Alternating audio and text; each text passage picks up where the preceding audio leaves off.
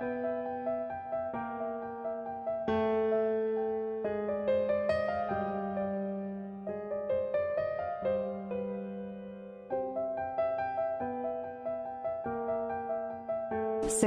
requires no explanations. Failure permits no alibis. The sixth step toward riches. Welcome back to another episode of Think and Grow Rich. Chapter 7, Organized Planning, the Crystallization of Desire into Action.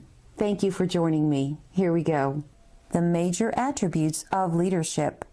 The following are important factors of leadership. Number 1, unwavering courage based upon knowledge of self and of one's occupation. No follower wishes to be dominated by a leader who lacks self-confidence and courage. No intelligent follower will be dominated by such a leader very long. Number 2, self-control. The man who cannot control himself can never control others. Self-control sets a mighty example for one's followers, which the more intelligent will emulate. Number 3, a keen sense of justice. Without a sense of fairness and justice, no leader can command and retain the respect of his followers. Number 4, definiteness of decision. The man who wavers in his decisions shows that he is not sure of himself. He cannot lead others successfully. Number 5, definiteness of plans. The successful leader must plan his work and work his plan. A leader who moves by guesswork without practical, definite plans is comparable to a ship without a rudder. Sooner or later, he will land on the rocks. Number 6, the habit of doing more than paid for. One of the penalties of leadership is the necessity of willingness upon the part of the leader to do more than he requires of his followers. Number 7, a pleasing personality. No slovenly, careless person can become a successful leader. Leadership calls for respect. Followers will not respect a leader who does not grade high on all of the factors of a pleasing personality. Number 8, sympathy and understanding. The successful leader must be in sympathy with his followers. Moreover, he must understand them and their problems. Number 9, mastery of detail. Successful leadership calls for mastery of details of the leader's position. Number 10, willingness to assume full responsibility. The successful leader must be willing to assume responsibility for the mistakes and the shortcomings of his followers. If he tries to shift this responsibility, he will not remain the leader. If one of his followers makes a mistake and shows himself incompetent, the leader must consider that it is he who failed. 11, cooperation. The successful leader must understand and apply the principle of cooperative effort and be able to induce his followers to do the same. Leadership calls for power, and power calls for cooperation.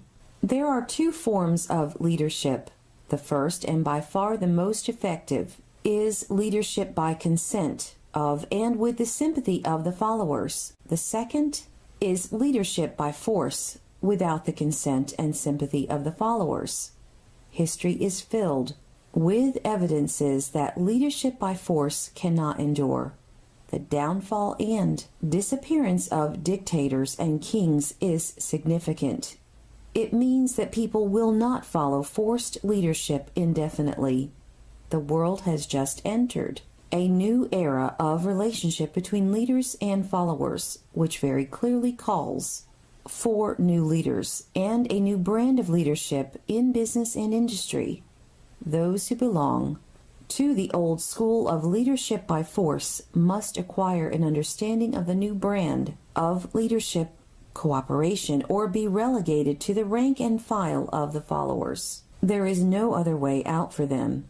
The relationship of employer and employee or of leader and follower in the future will be one of mutual cooperation based upon an equitable division of the profits of business. In the future, the relationship of employer and employee will be more like a partnership than it has been in the past. Napoleon, Kaiser Wilhelm of Germany, the Tsar of Russia, and the King of Spain were examples of leadership by force. their leadership passed without much difficulty. One might point to the prototypes of these ex-leaders among the business, financial, and labor leaders of America who have been dethroned or slated to go. Leadership by consent of the followers is the only brand which can endure. Men may follow the forced leadership temporarily, but they will not do so willingly. The new brand of leadership will embrace the 11 factors of leadership described in this chapter, as well as some other factors. The man who makes these the basis of his leadership will find abundant opportunity to lead in any walk of life.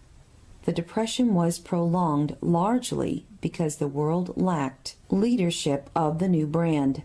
At the end of the Depression, the demand for leaders who are competent and apply the new methods of leadership has greatly exceeded the supply. Some of the old type of leaders will reform and adapt themselves to the new brand of leadership, but generally speaking, the world will have to look for new timber for its leadership. This necessity may be your opportunity. The 10 major causes of failure in leadership. We come now to the major faults of leaders who fail, because it is just as essential to know what not to do as it is to know what to do. 1. Inability to organize details. Efficient leadership calls for ability to organize and to master details. No genuine leader is ever too busy to do anything which may be required of him in his capacity as leader. When a man, whether he is a leader or follower, admits that he is too busy to change his plans or to give attention to any emergency, he admits his inefficiency. The successful leader must be the master of all details connected with his position. That means, of course, that he must acquire the habit of relegating details to capable lieutenants. 2. Unwillingness to render humble service. Truly great leaders are willing, when occasion demands, to perform any sort of labor which they would ask another to perform. The greatest among ye shall be the servant of all, is a truth which all able leaders observe and respect. 3. Expectation of pay for what they know instead of what they do with that which they know. The world does not pay men for that which they know. It pays them for what they do or induce others to do. 4. Fear of competition from followers. The leader who fears that one of his followers may take his position is practically sure to realize that fear sooner or later. The able leader trains understudies to whom he may delegate, at will, any of the details of his position. Only in this way may a leader multiply himself and prepare himself to be at many places and give attention to many things at one time. It is an eternal truth that men receive more pay for their ability to get others to perform than they could possibly earn by their own efforts. An efficient leader may, through his knowledge of his job and the magnetism of his personality, greatly increase the efficiency of others and induce them to render more service and better service than they could render without his aid. 5. Lack of imagination. Without imagination, the leader is incapable of meeting emergencies and of creating plans by which to guide his followers efficiently. 6. Selfishness. The leader who claims all the honor for the work of his followers is sure to be met by resentment. The really great leader claims none of the honors.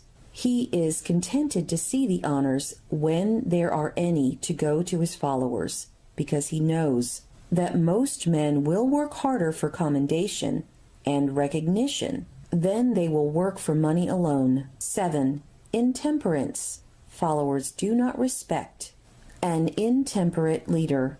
Moreover, intemperance in any of its various forms destroys the endurance and the vitality of all who indulge in it. 8. Disloyalty. Perhaps this should have come at the head of the list.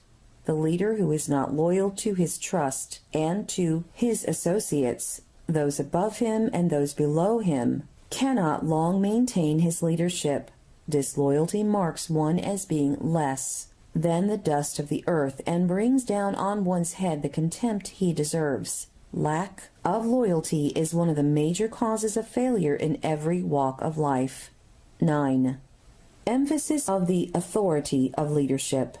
The efficient leader leads by encouraging and not by trying to instill fear in the hearts of his followers. The leader who tries to impress his followers with his authority comes within the category of leadership through force.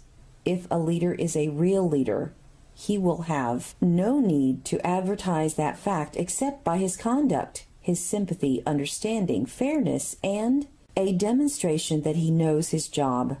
10. Emphasis of title.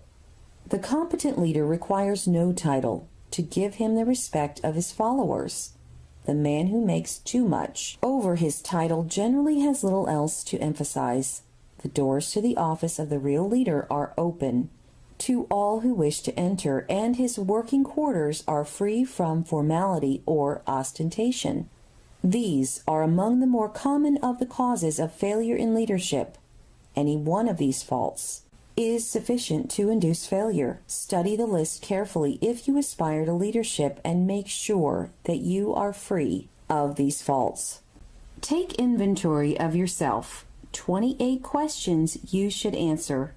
Annual self-analysis is an essential in the effective marketing of personal services, as is annual inventory in merchandising. Moreover, the yearly analysis should disclose a decrease in faults and an increase in virtues. One goes ahead, stands still, or goes backward in life. One's object should be, of course, to go ahead. Annual self-analysis will disclose whether advancement has been made, and if so, how much. It will also disclose any backward steps one may have made. The effective marketing of personal services requires one to move forward, even if the progress is slow. Your annual self-analysis should be made at the end of each year, so you can include in your New Year's resolutions any improvements which the analysis indicates should be made. Take this inventory by asking yourself the following questions and by checking your answers with the aid of someone who will not permit you to deceive yourself as to their accuracy. Self-analysis questionnaire for personal inventory. 1. Have I attained the goal which I established as my objective for this year? You should work with a definite yearly objective to be attained as a part of your major life objective. 2. Have I delivered service of the best possible quality of which I was capable, or could I have improved any part of this service? 3. Have I delivered service in the greatest possible quantity of which I was capable? 4.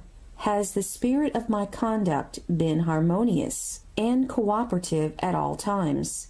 5. Have I permitted the habit of procrastination to decrease my efficiency, and if so, to what extent?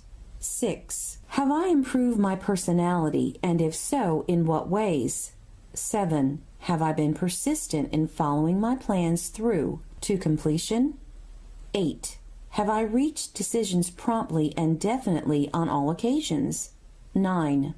Have I permitted any one or more of the 6 basic fears to decrease my efficiency? 10. Have I been either overcautious or undercautious? 11. Has my relationship with my associates in work been pleasant or unpleasant?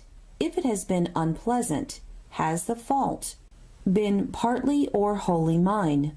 12. Have I dissipated any of my energy through lack of concentration of effort? 13.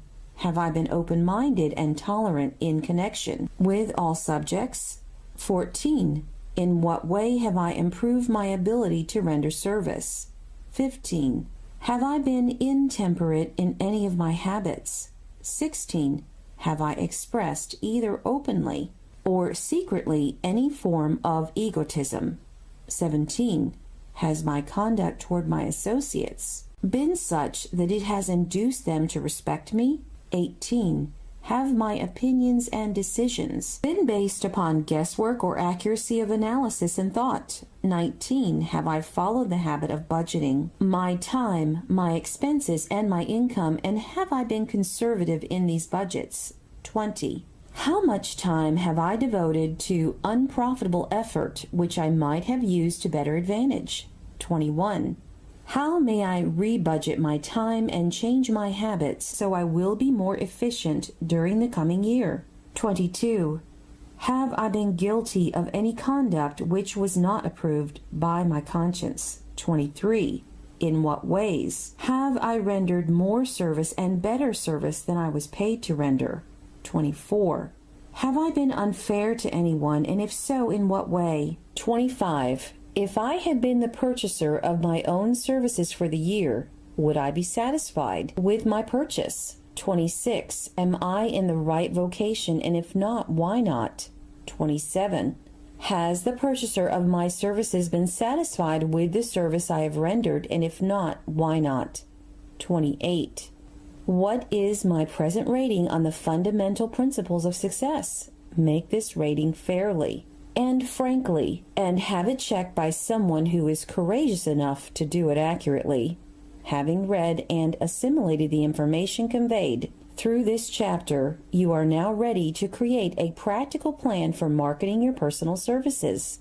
In this chapter will be found an adequate description of every principle essential in planning the sale of personal services, including the major attributes of leadership, the most common causes of failure in leadership, a description of the fields of opportunity for leadership, the main causes of failure in all walks of life, and the important questions which should be used in self-analysis. This extensive and detailed presentation of accurate information has been included because it will be needed by all who must begin the accumulation of riches by marketing personal services, those who have lost their fortunes, and those who are just beginning to earn money have nothing but personal services to offer in return for riches. Therefore, it is essential that they have available the practical information needed to market services to best advantage. The information contained in this chapter will be of great value to all who aspire to attain leadership in any calling. It will be particularly helpful to those aiming to market their services as business or industrial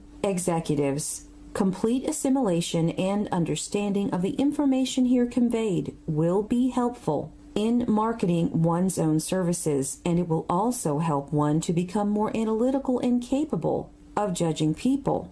The information will be priceless to personnel directors, employment managers, and other executives charged with the selection of employees and the maintenance of efficient organizations. If you doubt this statement, test its soundness by answering in writing the 28 self-analysis questions that might be both interesting and profitable, even though you do not doubt the soundness of this statement. The 30 major causes of failure. How many of these are holding you back?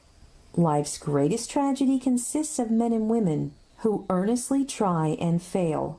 The tragedy lies in the overwhelmingly large majority of people who fail as compared to the few who succeed. I have had the privilege of analyzing several thousand men and women, 98% whom were classed as failures. There is something radically wrong with a civilization and a system of education which permit 98% of the people to go through life as failures. But I did not write this book for the purpose of moralizing on the rights and wrongs of the world. That would require a book 100 times the size of this one. My analysis work proved that there are 30 major reasons for failure and 13 major principles through which people accumulate fortunes. In this chapter, a description of the 30 major causes of failure will be given. As you go over the list, check yourself by it, point by point, for the purpose of discovering how many of these causes of failure stand between you and success. Number 1. Unfavorable hereditary background. There is but little, if anything, which can be done for people who are born with a deficiency in brain power. This philosophy offers but one method of bridging this weakness. through the aid of the mastermind. Observe with profit, however, that this is the only one of the causes of failure which may not be easily corrected by any individual. 2. Lack of a well-defined purpose in life. There is no hope of success for the person who does not have a central purpose or definite goal at which to aim. 98 out of every 100 of those whom I have analyzed had no such aim. Perhaps this was the major cause of their failure. 3. Lack of ambition to aim above mediocrity. We offer no hope for the person who is so indifferent as not to want to get ahead in life and who is not willing to pay the price. 4. Insufficient education. This is a handicap which may be overcome with comparative ease. Experience has proven that the best educated people are often those who are known as self-made or self-educated. It takes more than a college degree to make one a person of education. Any person who is educated is one who has learned to get whatever he wants in life without violating the rights of others. Education consists not so much of knowledge, but of knowledge effectively and persistently applied. Men are paid not merely for what they know, but more particularly for what they do with that which they know. 5. Lack of self-discipline. Discipline comes through self-control. This means that one must control all negative qualities. Before you can control conditions, you must first control yourself. Self-mastery is the hardest job you will ever tackle. If you do not conquer self, you will be conquered by self. You may see at one and the same time both your best friend and your greatest enemy by stepping in front of a mirror. 6. Ill health. No person may enjoy outstanding success without good health. Many of the causes of ill health are subject to mastery and control. These, in the main, are: A. Overeating of foods not conducive to health. B. Wrong habits of thought. Giving expression to negatives. C. Wrong use of and overindulgence in sex. D. Lack of proper physical exercise. E. An inadequate supply of fresh air due to improper breathing. 7. Unfavorable environmental influences during childhood. As the twig is bent, so shall the tree grow. Most people who have criminal tendencies acquire them as the result of bad environment and improper associates during childhood. 8. Procrastination. This is one of the most common causes of failure. Old man procrastination stands within the shadow of every human being, waiting his opportunity to spoil one's chances of success. Most of us go through life as failures because we are waiting for the time to be right to start doing something worthwhile. Do not wait. The time will never be just right. Start where you stand and work with whatever tools you may have at your command, and better tools will be found as you go along. 9. Lack of persistence. Most of us are good starters but poor finishers of everything we begin. Moreover, people are prone to give up at the first signs of defeat. There is no substitute for persistence. The person who makes persistence his watchword discovers that old man failure, finally, becomes tired and makes his departure. Failure cannot cope with persistence. 10. Negative personality. There is no hope of success for the person who repels people through a negative personality. Success comes through the application of power, and power is attained through the cooperative efforts of other people. A negative personality will not induce cooperation. 11. Lack of controlled sexual urge. Sex energy is the most powerful of all the stimuli which move people into action. Because it is the most powerful of the emotions, it must be controlled through transmutation and converted into other channels. 12. Uncontrolled desire for something for nothing. The gambling instinct drives millions of people to failure. Evidence of this may be found in a study of the Wall Street crash of '29, during which millions of people tried to make money by gambling on stock margins. 13. Lack of a well-defined power of decision. Men who succeed reach decisions promptly and change them, if at all, very slowly. Men who fail reach decisions, if at all, very slowly, and change them frequently and quickly. Indecision and procrastination are twin brothers. Where one is found, the other may usually be found also. Kill off this pair before they completely hogtie you to the treadmill of failure. 14. One or more of the 6 basic fears. These fears have been analyzed for you in a later chapter. They must be mastered before you can market your services effectively. 15. Wrong selection of a mate in marriage.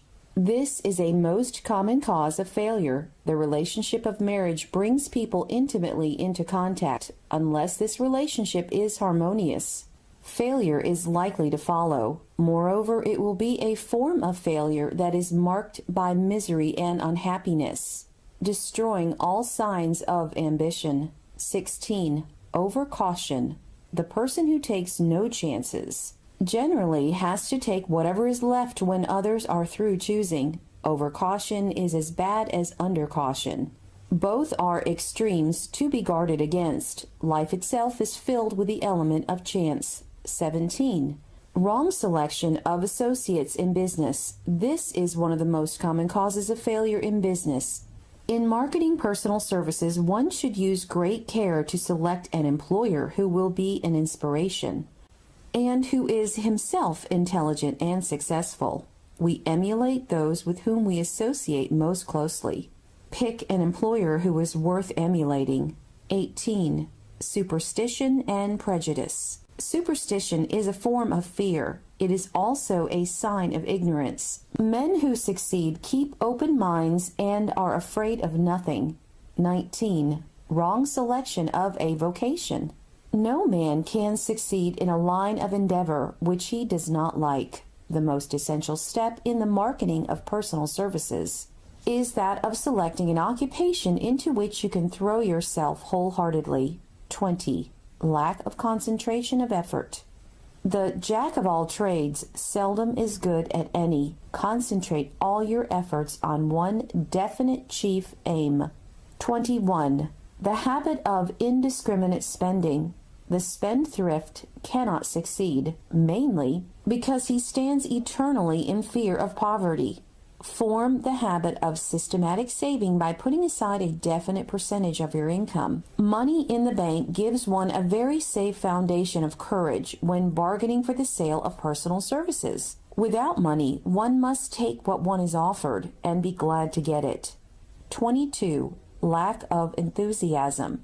Without enthusiasm, one cannot be convincing. Moreover, enthusiasm is contagious. The person who has it under control is generally welcome in any group of people. 23. Intolerance. The person with a closed mind on any subject seldom gets ahead. Intolerance means that one has stopped acquiring knowledge. The most damaging forms of intolerance are those connected with religious, racial, and political differences of opinion. 24. Intemperance. The most damaging forms of intemperance are connected with eating, strong drink, and sexual activities. Overindulgence in any of these is fatal to success. 25. Inability to cooperate with others.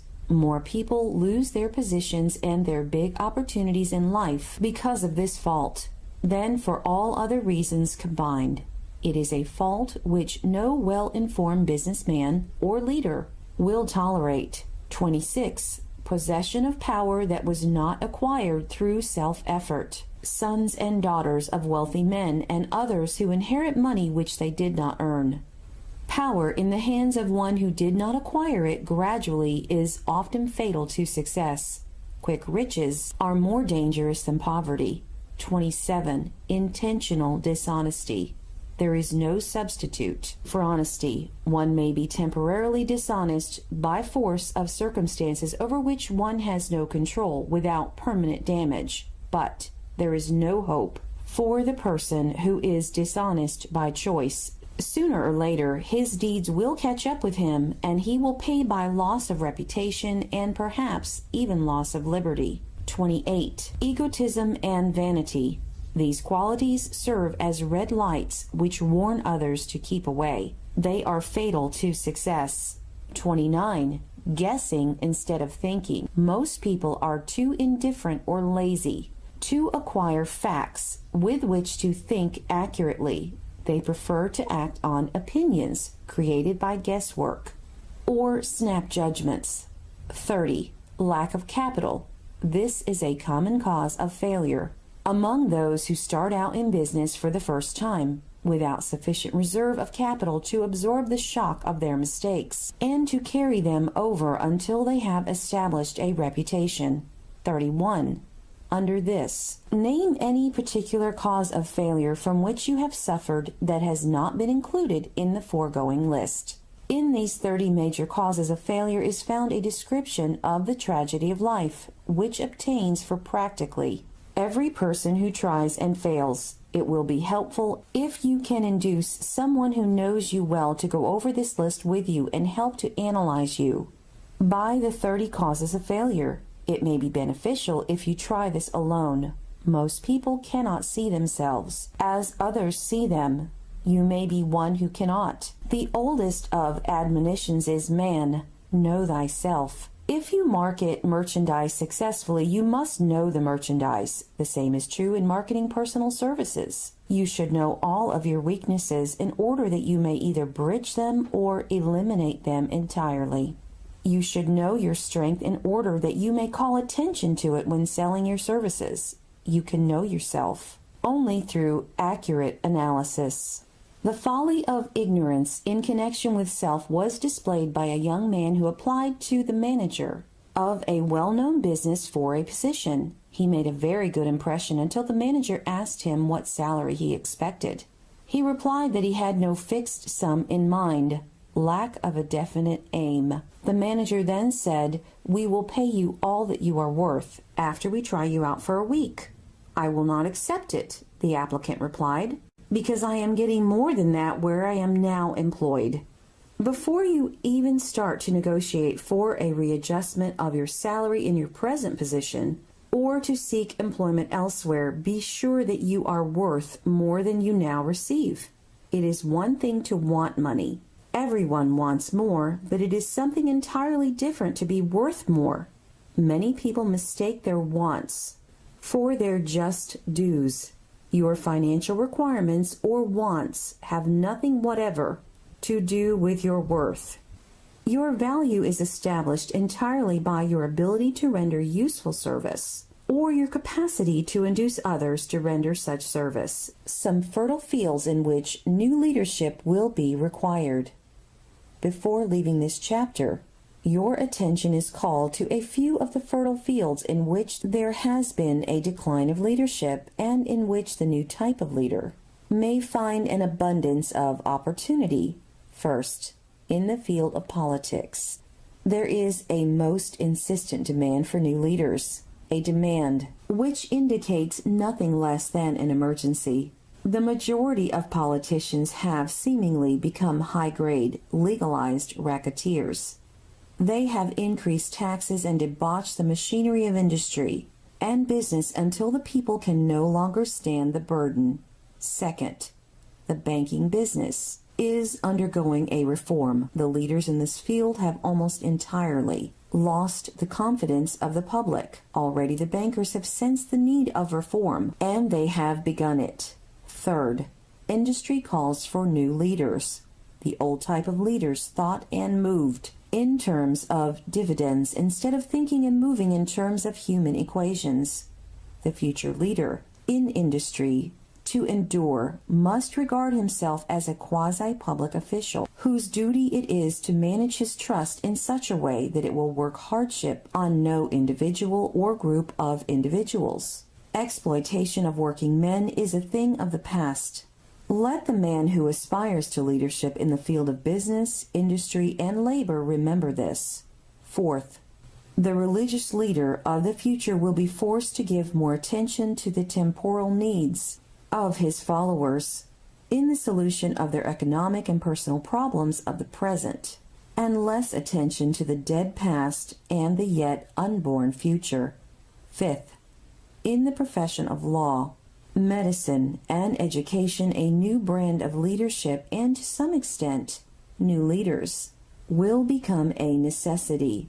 This is especially true in the field of education. The leader in that field must, in the future, find ways and means of teaching people how to apply the knowledge they receive in school. He must deal more with practice and less with theory. Sixth, new leaders will be required in the field of journalism. Newspapers of the future, to be conducted successfully, must be divorced from special privilege and relieved from the subsidy of advertising. They must cease to be organs of propaganda for the interests which patronize their advertising columns. The type of newspaper which publishes scandal and lewd pictures will eventually go the way of all forces which debauch the human mind. These are but a few of the fields in which opportunities for new leaders and a new brand of leadership are now available. The world is undergoing a rapid change. This means that the media through which the changes in human habits are promoted must be adapted to the changes. The media here described are the ones which, more than any others, determine the trend of civilization. The capital value of your services. The person whose income is derived entirely from the sale of personal services is no less a merchant than the man who sells commodities. And it might well be added, such a person is subjected to exactly the same rules of conduct as the merchant who sells merchandise. This has been emphasized because the majority of people who live by the sale of personal services make the mistake of considering themselves free from the rules of conduct and the responsibilities attached to those who are engaged in marketing commodities. The new way of marketing services has practically forced both employer and employee into partnership alliances through which both take into consideration the rights of the third party, the public they serve. The day of the go-getter has passed. He has been supplanted by the go-giver. High-pressure methods in business finally blew the lid off. There will never be the need to put the lid back on because, in the future, business will be conducted by methods that will require no pressure. The actual capital value of your brains may be determined by the amount of income you can produce by marketing your services. A fair estimate of the capital value of your services may be made by multiplying your annual income by 16 2/3, as it is reasonable to estimate that your annual income represents 6% of your capital value. Money rents for 6% per annum. Money is worth no more than brains. It is often worth much less. Competent brains, if effectively marketed, represent a much more desirable form of capital than that which is required to conduct a business dealing in commodities, because brains are a form of capital which cannot be permanently depreciated through depressions, nor can this form of capital be stolen or spent. Moreover, the money which is essential for the conduct of business is as worthless as a sand dune until it has been mixed with efficient brains. What is your QQS rating? The causes of success in marketing services effectively and permanently have been clearly described. Unless those causes are studied, analyzed, understood, and applied, no man can market his services effectively and permanently. Every person must be his own salesman of personal services. The quality and the quantity of service rendered, and the spirit in which it is rendered, determine to a large extent the price and the duration of employment. To market personal services effectively, which means a permanent market at a satisfactory price under pleasant conditions, one must adopt and follow the QQS formula, which means the quality plus quantity plus the proper spirit of cooperation equals perfect salesmanship of service. Remember the QQS formula, but do more. Apply it as a habit. Let us analyze the formula to make sure we understand exactly what it means. 1. Quality of service shall be constructed to mean the performance of every detail in connection with your position in the most efficient manner possible, with the objective of greater efficiency always in mind. 2.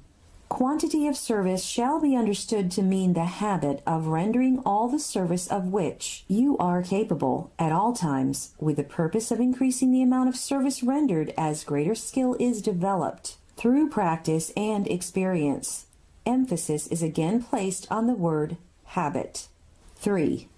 Spirit of service shall be constructed to mean the habit of agreeable, harmonious conduct which induce cooperation from associates and fellow employees. Adequacy of quality and quantity of service is not sufficient to maintain a permanent market of your services. The conduct or the spirit in which you deliver service is a strong determining factor in connection with both the price you receive and the duration of employment. Andrew Carnegie stressed this point more than others in connection with his description of the factors which lead to success in the marketing of personal services. He emphasized again and again the necessity for harmonious conduct. He stressed the fact that he would not retain any man, no matter how great a quantity or how efficient the quality of his work, unless he worked in a spirit of harmony. Mr. Carnegie insisted upon men being agreeable. To prove that, he placed a high value upon this quality. He permitted many men who conformed to his standards to become very wealthy. Those who did not conform had to make room for others. The importance of a pleasing personality has been stressed because it is a factor which enables one to render service in the proper spirit. If one has a personality which pleases and renders service in a spirit of harmony, these assets often make up for deficiencies in both the quality and the quantity of service one renders. Nothing, however, can be successfully substituted for pleasing conduct. The new way of marketing services, jobs, are now partnerships. Men and women who market their services to best advantage in the future must recognize this stupendous change which has taken place in connection with the relationship between employer and employee. In the future, the golden rule, and not the rule of gold, will be the dominating factor in the marketing of merchandise as well as personal services. The future relationship between employers and their employees will be more in the nature of a partnership consisting of A, the employer, B, the employee, C, the public they serve.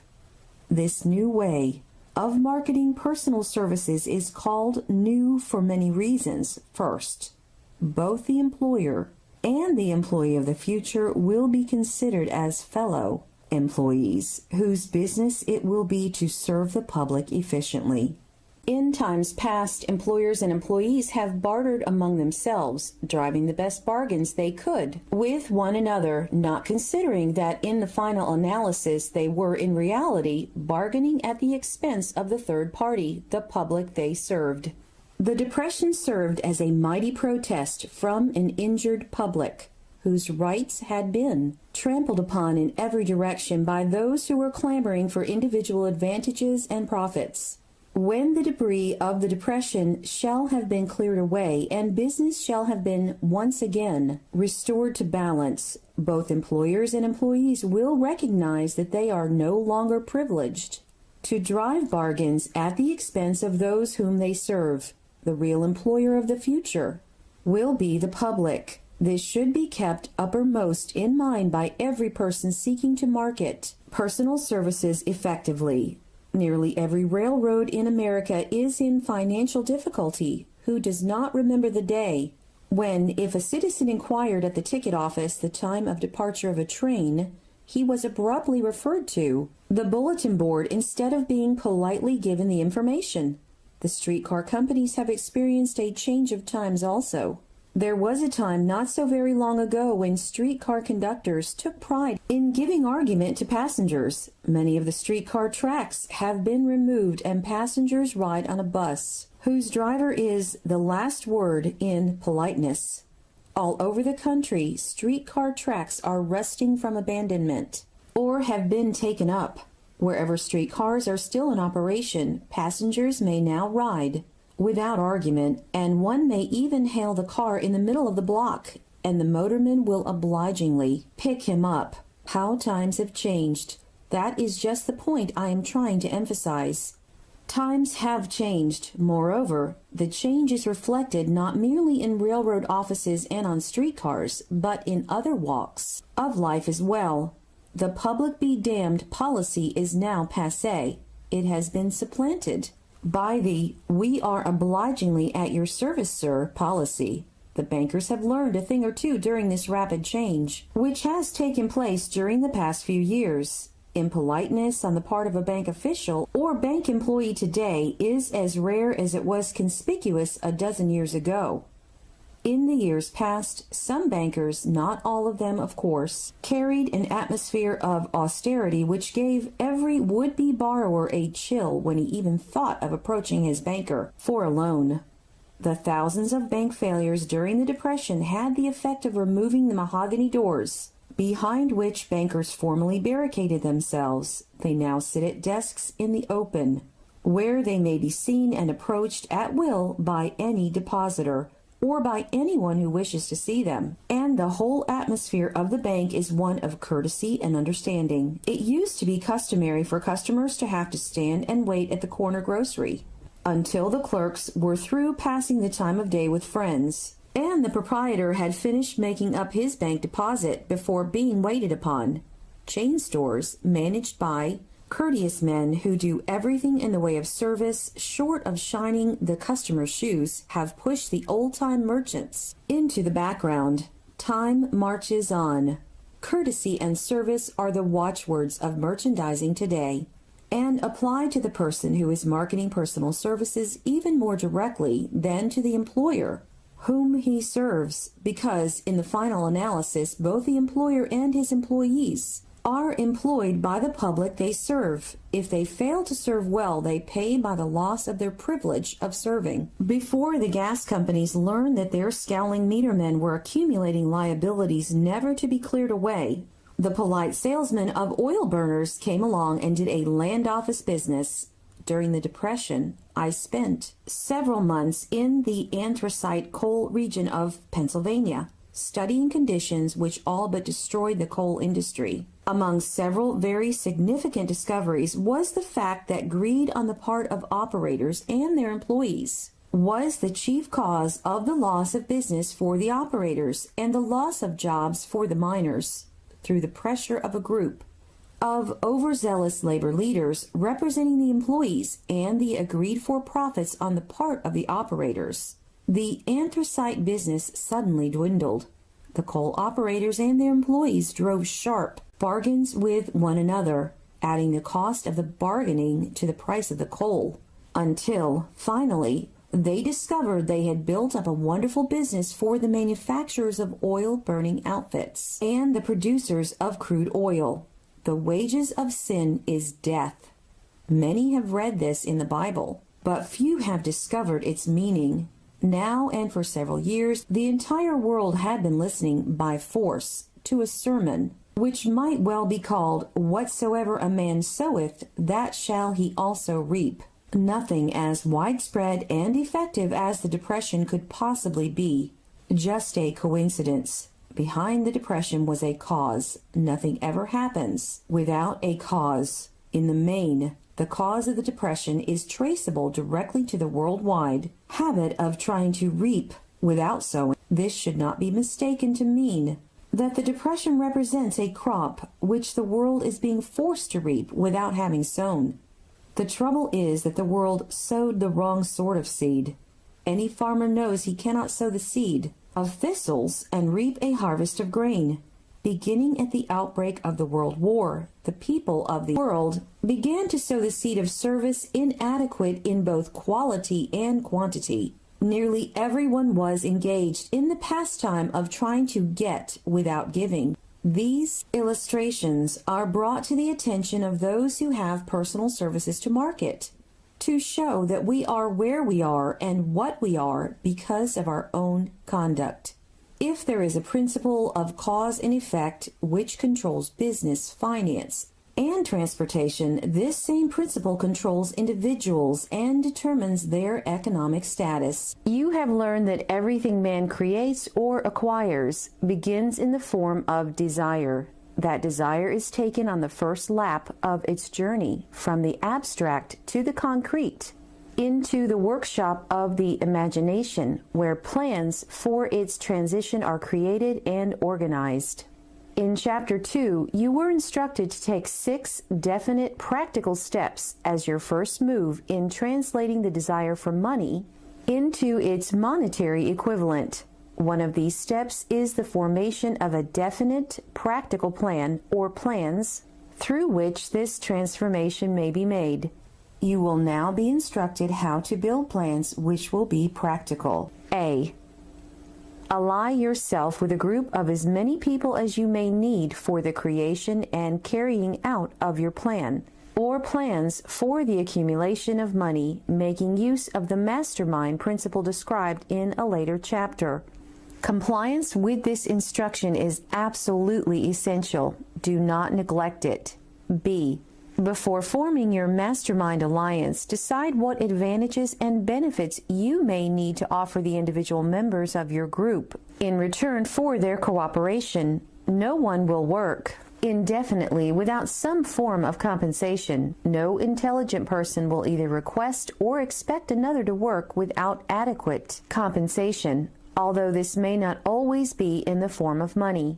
C. Arrange to meet with the members of your mastermind group at least twice a week, and more often if possible, until you have jointly perfected the necessary plan or plans for the accumulation of money.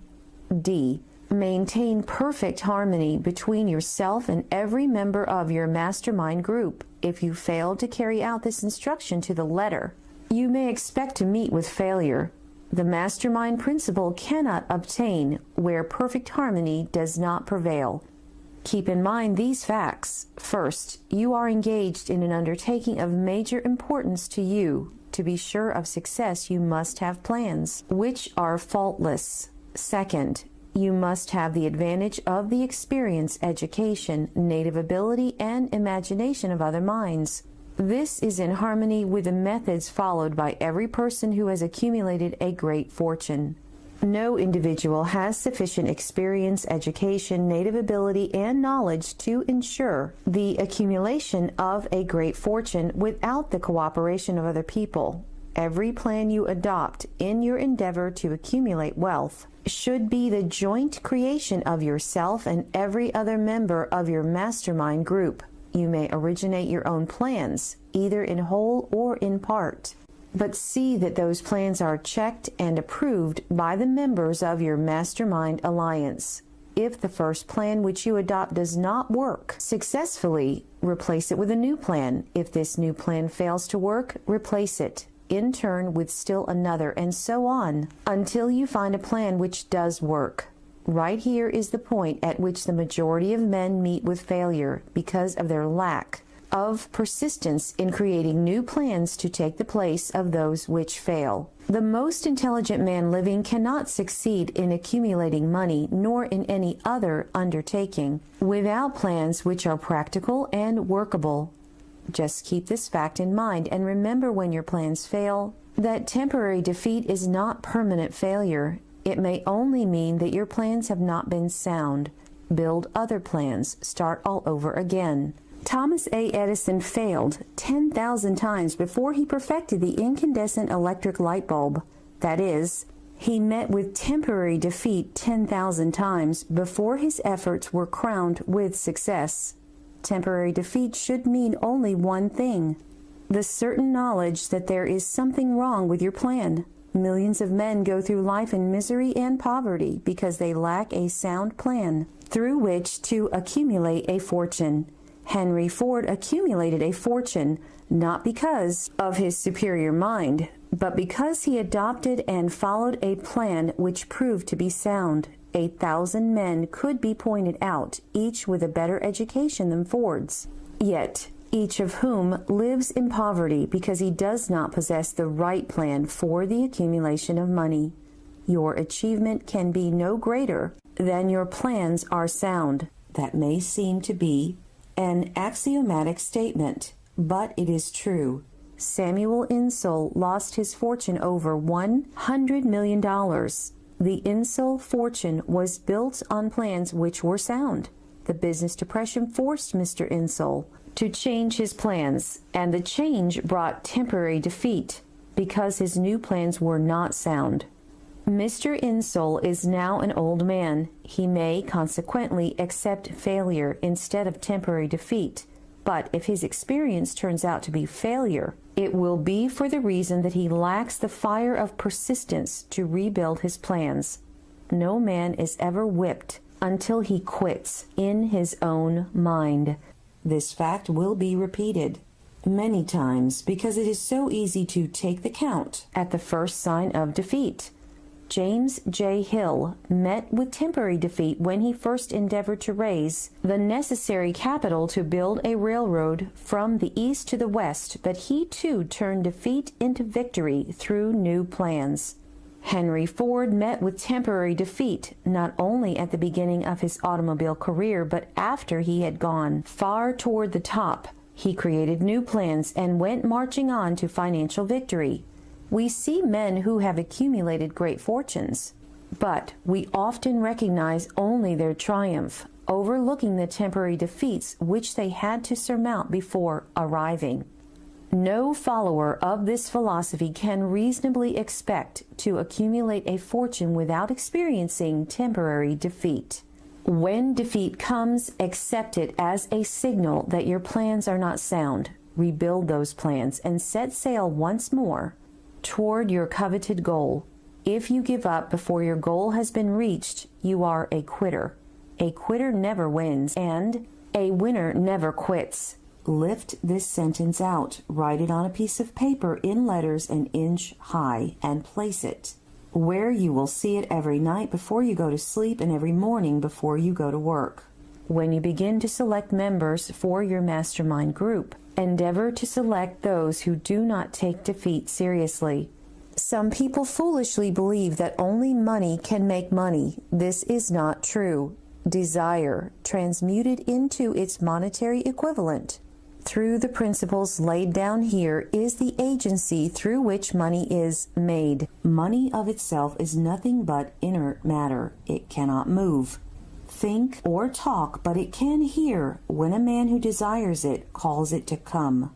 Where and how one may find opportunities to accumulate riches.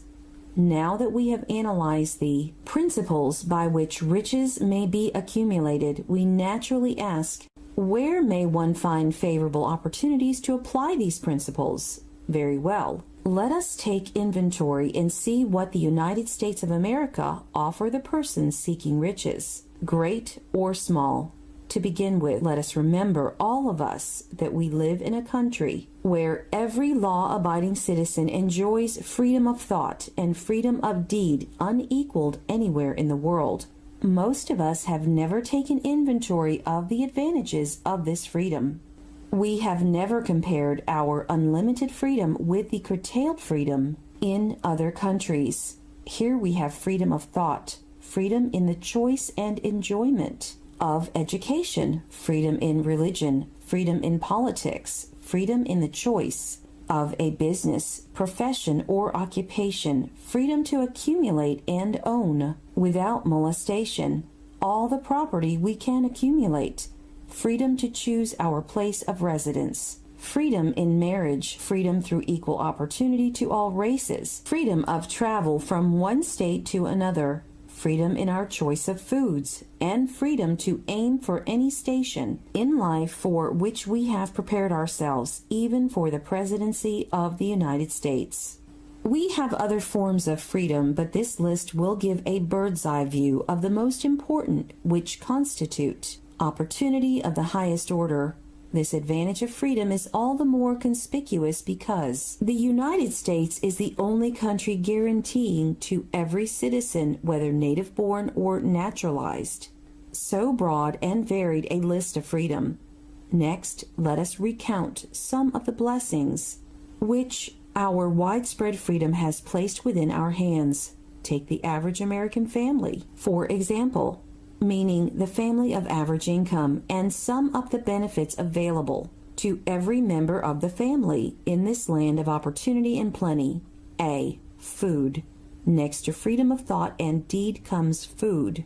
Clothing and shelter, the three basic necessities of life. Because of our universal freedom, the average American family has available at its very door the choicest selection of food to be found anywhere in the world and at prices within its financial range. A family of two living in the heart of Times Square district of New York City, far removed from the source of production of foods, took careful inventory of the cost of a simple breakfast with this astonishing result. Articles of food with the cost at the breakfast table, so it's a breakdown of the food. Grapefruit juice from Florida, 2 cents. Rippled wheat breakfast food, Kansas Farm, 2 cents.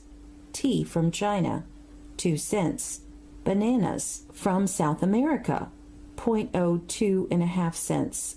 Toasted bread from Kansas Farm, 1 cent. Fresh country eggs from Utah, 7 cents. Sugar from Cuba or Utah, 0.00 cent. Butter and cream from New England, 0.03 cents. Grand total, 20 cents. It is not very difficult to obtain food in a country where two people can have breakfast consisting of all they want or need for a dime apiece. Observe that this simple breakfast was gathered by some strange form of magic from China, South America, Utah, Kansas, and the New England states, and delivered on the breakfast table ready for consumption in the very heart of the most crowded city in America at a cost well within the means of the most humble laborer. The cost included all federal, state, and city taxes. Here is a fact. The politicians did not mention when they were crying out to the voters to throw their opponents out of office because the people were being taxed to death. B. Shelter. This family lives in a comfortable apartment, heated by steam, lighted with electricity, with gas for cooking, all for $65 a month. In a smaller city or a more sparsely settled part of New York City, the same apartment could be had for as low as $20 a month. The toast they had for breakfast in the food estimate was toasted on an electric toaster, which cost but a few dollars. The apartment is cleaned with a vacuum sweeper that is run by electricity. Hot and cold water is available at all times in the kitchen and the bathroom. The food is kept cool in a refrigerator that is run by electricity. The wife curls her hair, washes her clothes, and irons them with easily operated electrical equipment on power obtained by sticking a plug in the wall. The husband shaves with an electric shaver, and they receive entertainment from all over the world 24 hours a day if they want it without cost by merely turning the dial of their radio. There are other conveniences in this apartment, but the foregoing list will give a fair idea of some of the concrete evidences of the freedom we of America enjoy, and this is neither political nor economic propaganda. C. Clothing. In the United States, the woman of average clothing requirements can dress very comfortably and neatly for less than $200 a year, and the average man can dress for the same or less. Only the three basic necessities of food, clothing, and shelter have been mentioned. The average American citizen has other privileges and advantages available in return for modest effort, not exceeding 8 hours per day of labor. Among these is the privilege of automobile transportation, with which one can go and come at will at very small cost. The average American has security of property rights, not found in any other country in the world. He can place his surplus money in a bank with the assurance that his government will protect it and make good to him if the bank fails.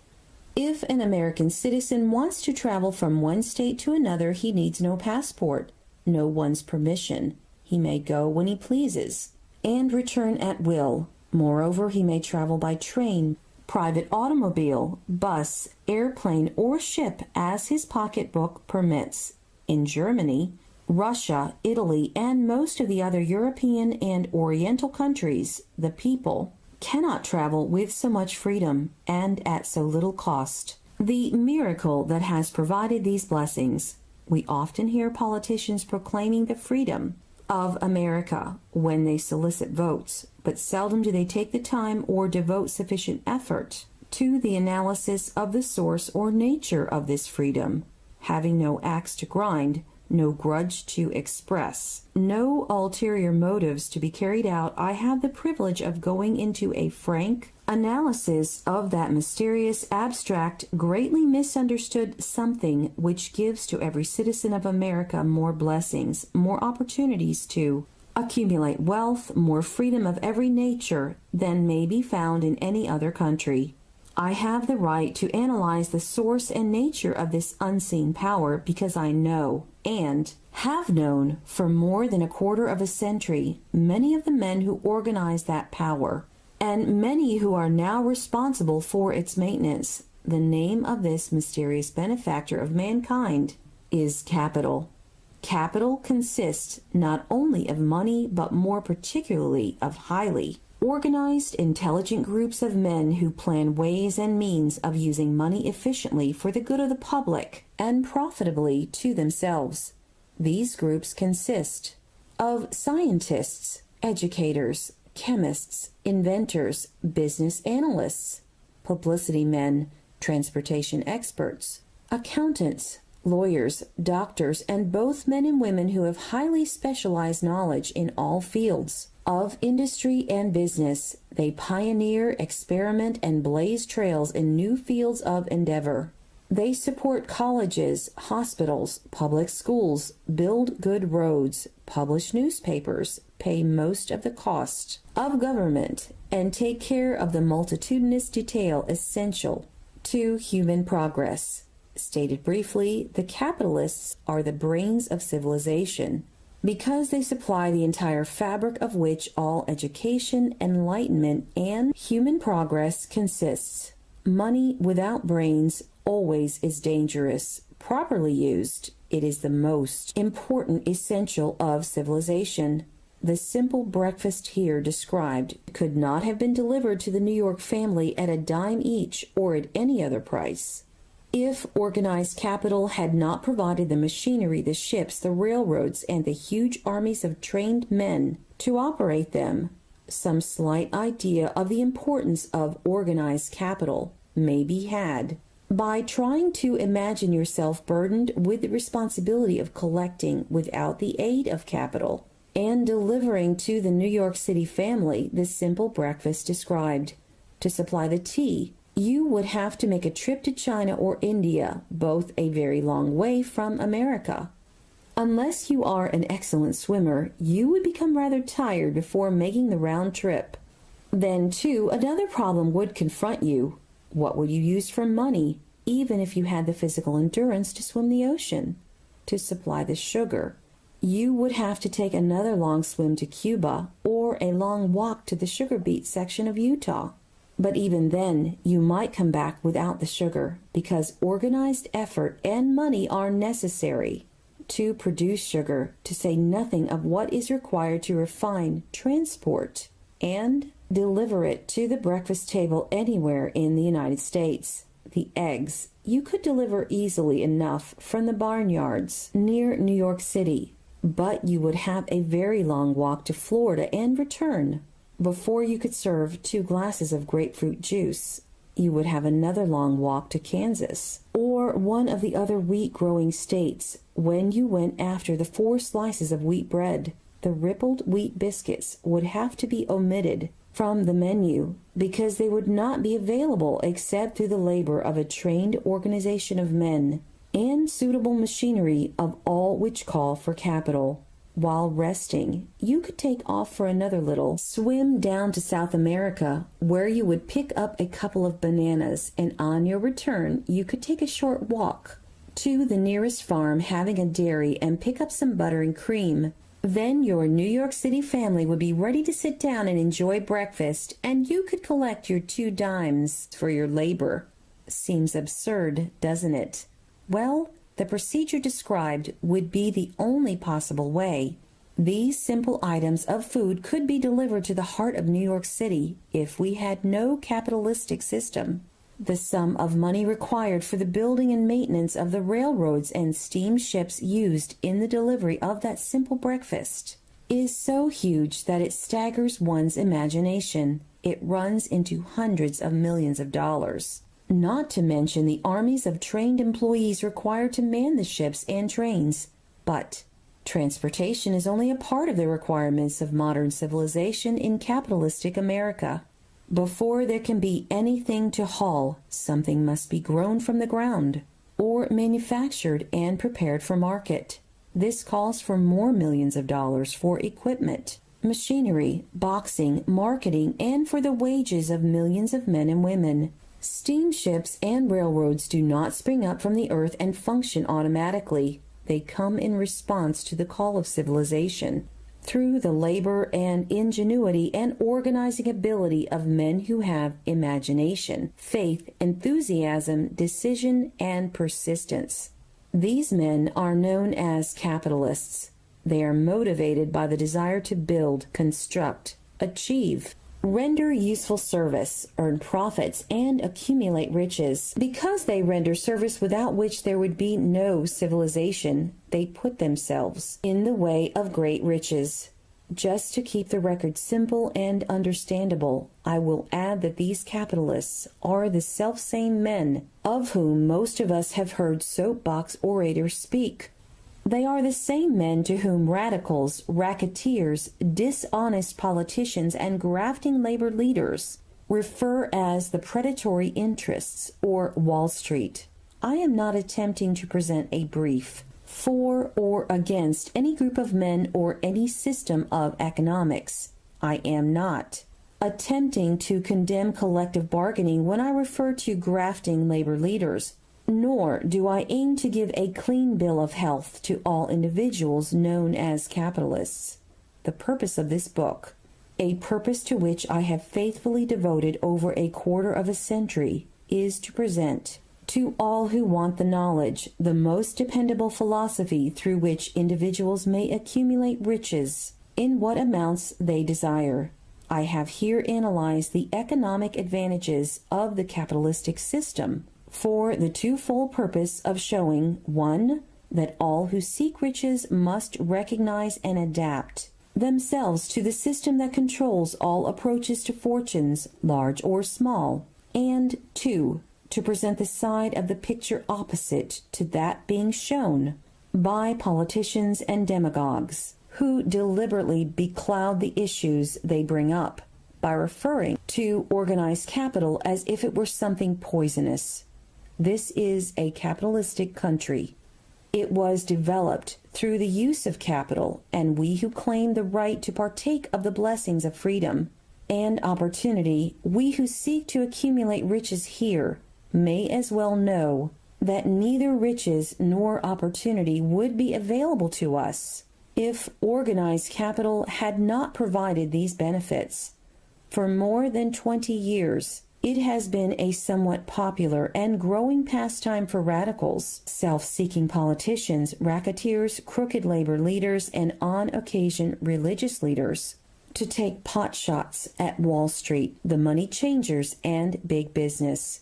The practice became so general that we witnessed during the business depression the unbelievable sight of high government officials lining up with the cheap politicians and labor leaders with the openly avowed purpose of throttling the system which has made industrial America the richest country on earth. The lineup was so general and so well organized that it prolonged the worst depression America has ever known. It cost millions of men their jobs. Because those jobs were inseparably a part of industrial and capitalistic system which formed the very backbone of the nation. During this unusual alliance of government officials and self-seeking individuals who were endeavoring to profit by declaring open season on the American system of industry, a certain type of labor leader joined forces with the politicians and offered to deliver voters in return for legislation designed to permit men to take riches away from industry by organized force of numbers instead of the better method of giving a fair day's work for a fair day's pay. Millions of men and women throughout the nation are still engaged in this popular pastime of trying to get without giving. Some of them are lined up with labor unions where they demand shorter hours and more pay. Others do not take the trouble to work at all. They demand government relief and are getting it.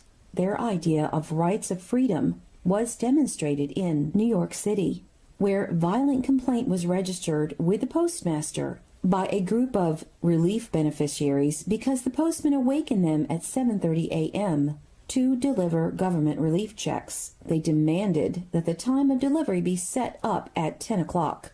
If you are one of those who believe that riches can be accumulated by the mere act of men who organize themselves into groups and demand more pay for less service, if you are one of those who demand government relief without early morning disturbance when the money is delivered to you, if you are one of those who believe in trading their votes to politicians in return for the passing of laws which permit the raiding of the public treasury, you may rest securely on your belief with certain knowledge that no one will disturb you, because this is a free country where every man may think as he pleases, where nearly everybody can live with but little effort, where many may live well without doing any work whatsoever. However, you should know the full truth concerning this freedom of which so many people boast and so few understand. As great as it is, as far as it reaches, as many privileges as it provides, it does not and cannot bring riches without effort. There is but one dependable method of accumulating and legally holding riches, and that is by rendering useful service. No system has ever been created by which men can legally acquire riches through mere force of numbers, or without giving in return an equivalent value of one form or another. There is a principle known as the law of economics. This is more than a theory. It is a law no man can beat. Mark well the name of the principle and remember it, because it is far more powerful than all the politicians and political machines. It is above and beyond the control of all the labor unions. It cannot be swayed, nor influenced, nor bribed by racketeers or self-appointed leaders in any calling. Moreover, it has an all-seeing eye and a perfect system of bookkeeping, in which it keeps an accurate account of the transactions of every human being engaged in the business of trying to get without giving. Sooner or later, its auditors come around, look over the records of individuals both great and small, and demand an accounting. Wall Street, big business, capital predatory interests, or whatever name you choose to give the system which has given us American freedom, represents a group of men who understand, respect, and adapt themselves to this powerful law of economics. Their financial continuation depends upon their respecting the law. Most people living in America like this country, its capitalistic system and all. I must confess, I know of no better country where one may find greater opportunities to accumulate riches, judging by their acts and deeds. There are some in this country who do not like it. That, of course, is their privilege. If they do not like this country, its capitalistic system, its boundless opportunities, they have the privilege of clearing out. Always. There are other countries, such as Germany, Russia, and Italy, where one may try one's hand at enjoying freedom and accumulating riches, providing one is not too particular. America provides all the freedom and all the opportunity to accumulate riches that any honest person may require. When one goes hunting for game, one selects hunting grounds where game is plentiful. When seeking riches, the same rule would naturally obtain. If it is riches you are seeking, do not overlook the possibilities of a country whose citizens are so rich that women alone spend over $200 million annually for lipsticks, rouge, and cosmetics. Think twice, you who are seeking riches. Before trying to destroy the capitalistic system of a country whose citizens spend over $50 million a year for greeting cards, with which to express their appreciation of their freedom. If it is money you are seeking, consider carefully a country that spends hundreds of millions of dollars annually for cigarettes, the bulk of the income from which goes to only 4 major companies engaged in supplying this national builder of nonchalance and quiet nerves. By all means, give plenty of consideration to a country whose people spend annually more than $15 million for the privilege of seeing moving pictures and toss in a few additional millions for liquor, narcotics, and other less potent soft drinks and giggle waters. Do not be in too big a hurry to get away from a country whose people willingly, even eagerly, hand over millions of dollars annually for football, baseball, and prize fights. And by all means, stick by a country whose inhabitants give up more than $1 million a year for chewing gum and another $1 million for safety razor blades. Remember also that this is but the beginning of the available sources for the accumulation of wealth. Only a few of the luxuries and non-essentials have been mentioned, but remember that the business of producing, transporting, and marketing these few items of merchandise gives regular employment to many millions of men and women who receive for their services many millions of dollars monthly and spend it freely for both the luxuries and the necessities. Especially remember that back of all this exchange of merchandise and personal services may be found an abundance of opportunity to accumulate riches. Here our American freedom comes to one's aid. There is nothing to stop you or anyone from engaging in any portion of the effort necessary to carry on these businesses. If one has superior talent, training, experience, one may accumulate riches in large amounts. Those not so fortunate may accumulate smaller amounts. Anyone may earn a living in return for a very nominal amount of labor. So, there you are. Opportunity has spread its wares before you. Step up to the front. Select what you want. Create your plan. Put the plan into action and follow through with persistence. Capitalistic America will do the rest. You can depend upon this much. Capitalistic America ensures every person the opportunity to render useful service and to collect riches in proportion to the value of the service. The system denies no one this right, but it does not and cannot promise something for nothing because the system itself is irrevocably controlled by the law of economics, which neither recognizes nor tolerates for long getting without giving.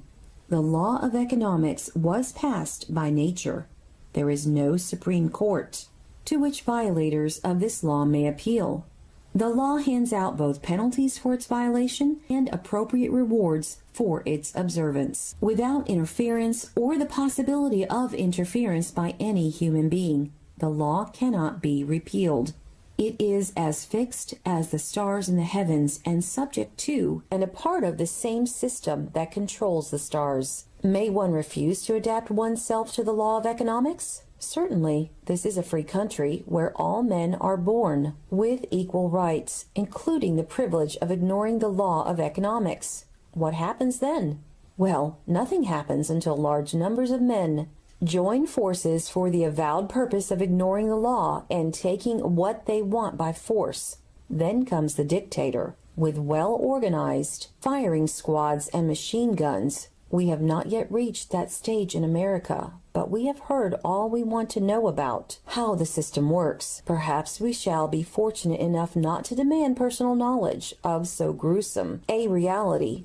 Doubtless we shall prefer to continue with our freedom of speech, freedom of deed, and freedom to render useful service in return for riches. The practice by government officials of extending to men and women the privilege of raiding the public treasury in return for votes sometimes results in election. But as night follows day, the final payoff comes when every penny wrongfully used must be repaid with compound interest on compound interest.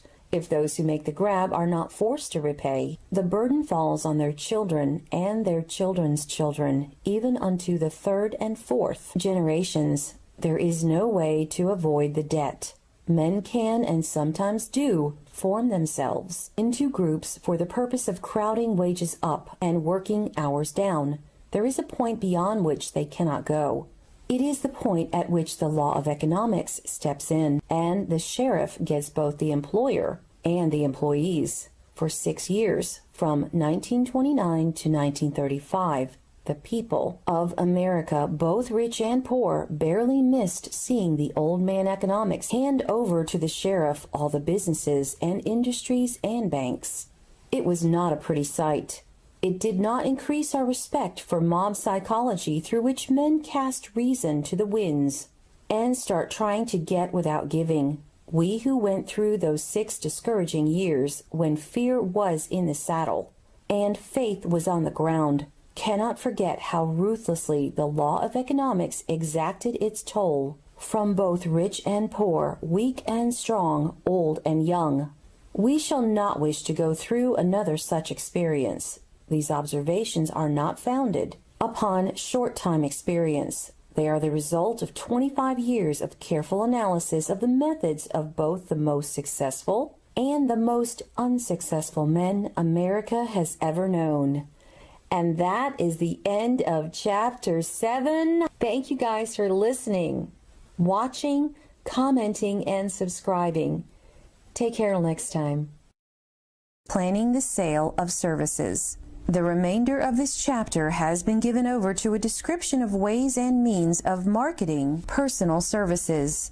The information here conveyed will be of practical help to any person having any form of personal services to market, but it will be of priceless benefit to those who aspire to leadership in their chosen occupations. Intelligent planning is essential for success in any undertaking designed to accumulate riches. Here will be found detailed instructions to those who must begin the accumulation of riches by selling personal services. It should be encouraged to know that practically all the great fortunes began in the form of compensation for personal services or from the sale of ideas. What else, except ideas and personal services, would one not possessed of property have to give in return for riches? Broadly speaking, there are 2 types of people in the world. One type is known as leaders and the other as followers. Decide at the outset whether you intend to become a leader in your chosen calling or remain a follower. The difference in compensation is vast. The follower cannot reasonably expect the compensation to which a leader is entitled. Although many followers make the mistake of expecting such pay, it is no disgrace to be a follower. On the other hand, it is no credit to remain a follower. Most great leaders began in the capacity of followers. They became great leaders because they were intelligent followers. With few exceptions, the man who cannot follow a leader intelligently cannot become an effective leader. The man who can follow a leader most efficiently is usually the man who develops into leadership most rapidly. An intelligent follower has many advantages, among them the opportunity to acquire knowledge from his leader. How to get the exact position you desire. Everyone enjoys doing the kind of work for which he is best suited. An artist loves to work with paints. A craftsman with his hands. A writer loves to write. Those with less definite talents have their preferences for certain fields of business and industry. If America does anything well, it offers a full range of occupations: tilling the soil, manufacturing, marketing, and the professions. First, decide exactly what kind of job you want. If the job doesn't already exist, perhaps you can create it. Second, choose the company or individual for whom you wish to work. Third, study your prospective employer as to policies, personnel, and chances of advancement. Fourth, by analysis of yourself, your talents, and capabilities, figure what you can offer and plan ways and means of giving advantages, services, developments, ideas that you believe you can successfully deliver. Fifth, forget about a job. Forget whether or not there is an opening Forget the usual routine of, have you got a job for me? Concentrate on what you can give. Sixth, once you have your plan in mind, arrange with an experienced writer to put it on paper in neat form and in full detail. Seventh, present it to the proper person with authority, and he will do the rest. Every company is looking for men who can give something of value, whether it be ideas, services, or connections. Every company has room for the man who has a definite plan of action which is to the advantage of that company. This line of procedure may take a few days or weeks of extra time, but the difference in income, in advancement, and in gaining recognition will save years of hard work at small pay. It has many advantages, the main one being that it will often save from 1 to 5 years of time in reaching a chosen goal. Every person who starts or gets in halfway up the ladder does so by deliberate and careful planning, excepting, of course, the boss's son. When and how to apply for a position. The information described here is the net result of many years of experience during which thousands of men and women were helped to market their services effectively. It can therefore be relied upon as sound and practical. Media through which services may be marketed. Experience has proved that the following media offer the most direct and effective methods of bringing the buyer and seller of personal services together. 1. Employment bureaus. Care must be taken to select only reputable bureaus, the management of which can show adequate records of achievement of satisfactory results. There are comparatively few such bureaus. 2. Advertising in newspapers, trade journals, magazines, and radio. Classified advertising may usually be relied upon to produce satisfactory results in the case of those who apply for clerical or ordinary salaried positions. Display advertising is more desirable in the case of those who seek executive connections, the copy to appear in the section of the paper which is most apt to come to the attention of the class of employer being sought. The copy should be prepared by an expert who understands how to inject sufficient selling qualities to produce replies. 3. Personal letters of application directed to particular firms or individuals, most apt to need such services as are being offered. Letters should be neatly typed always and signed by hand. With the letter should be sent a complete brief or outline of the applicant's qualifications. Both the letter of application and the brief of experience or qualifications should be prepared by an expert.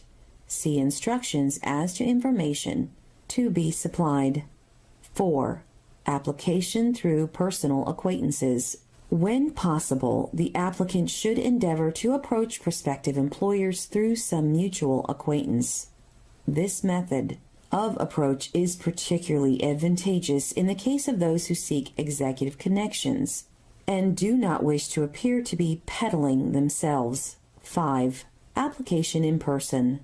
In some instances, it may be more effective if the applicant offers personally his services to prospective employers, in which event a complete written statement of qualifications for the position should be presented, for the reason that prospective employers often wish to discuss with associates one's records. Information to be supplied in a written brief. This brief should be prepared as carefully as a lawyer would prepare the brief of a case to be tried in court.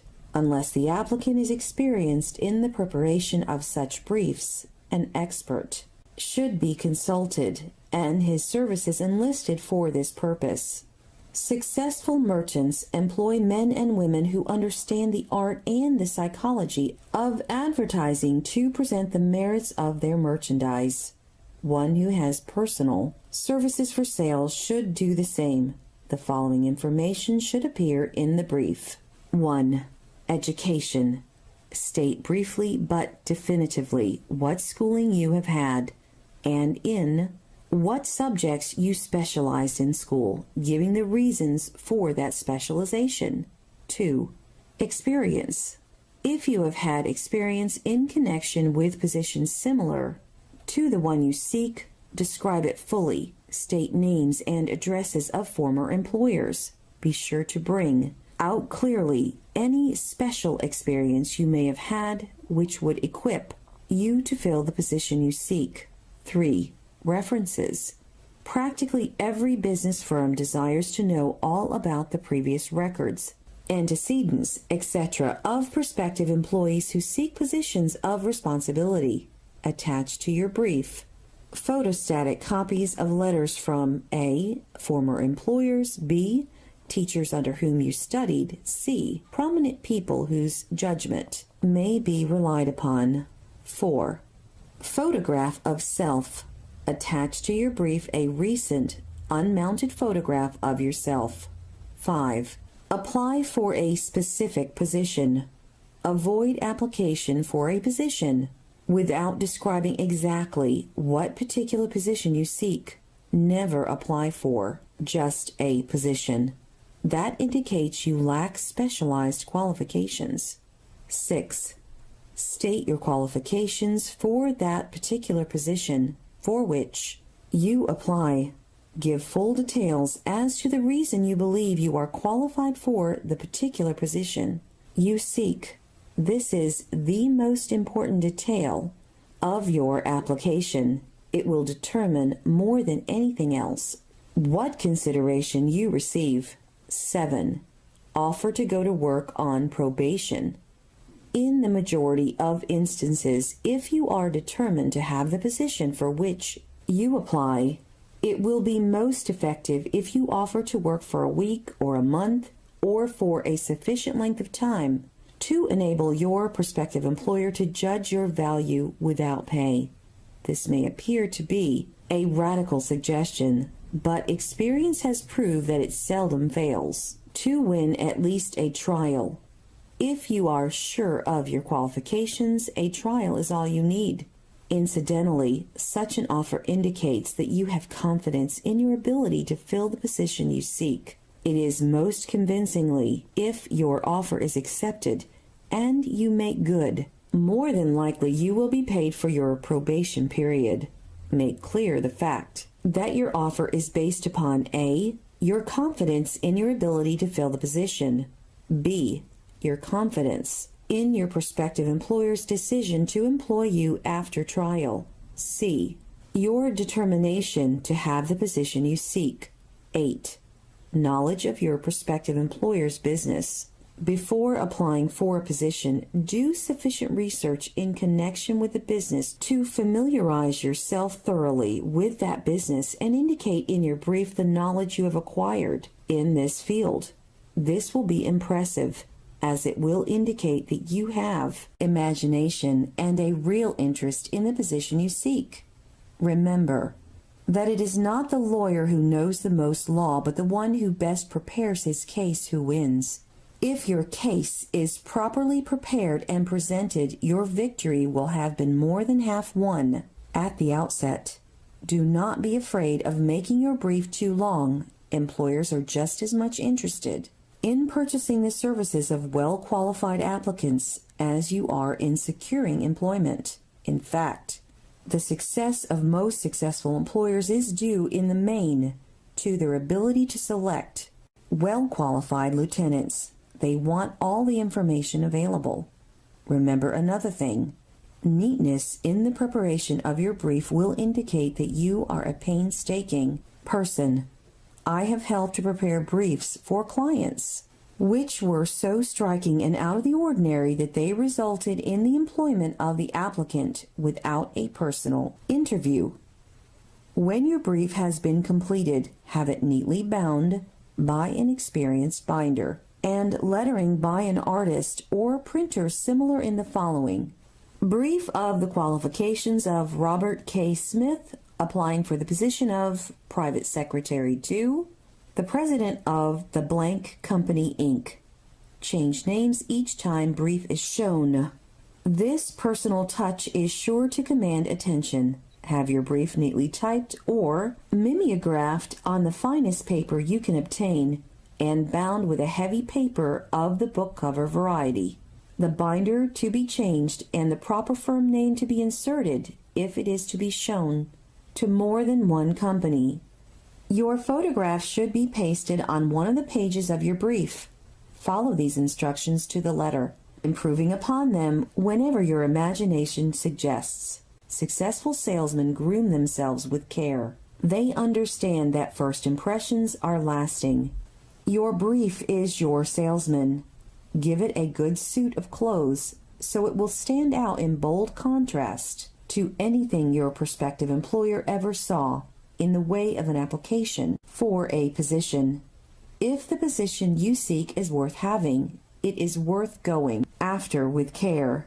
Moreover, if you sell yourself to an employer in a manner that impresses him with your individuality, you probably will receive more money for your services from the very start than you would if you applied for employment in the usual conventional way. If you seek employment through an advertising agency or an employment agency, have the agent use copies of your brief in marketing your services. This will help to gain preference for you both with the agent and the prospective employers.